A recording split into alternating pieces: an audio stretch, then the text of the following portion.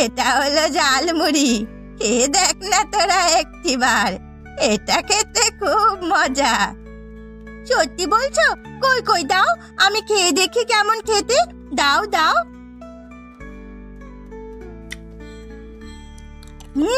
কি ভালো খেতে, কি সুন্দর ঝাল ঝাল টক টক, কি দারুণ স্বাদ।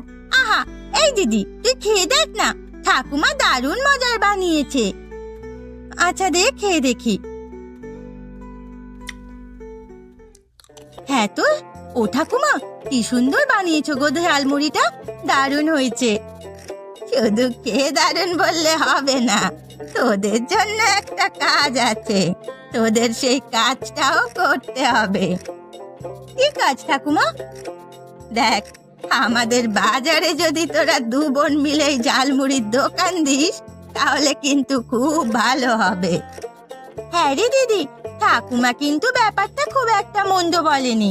বাজারে চা দোকান আছে কিন্তু ঝালমুড়ির দোকান নেই, আর আমরা যদি ঝালমুড়ির দোকান খুলি তাহলে কিন্তু বেশ ভালোই বিক্রি হবে।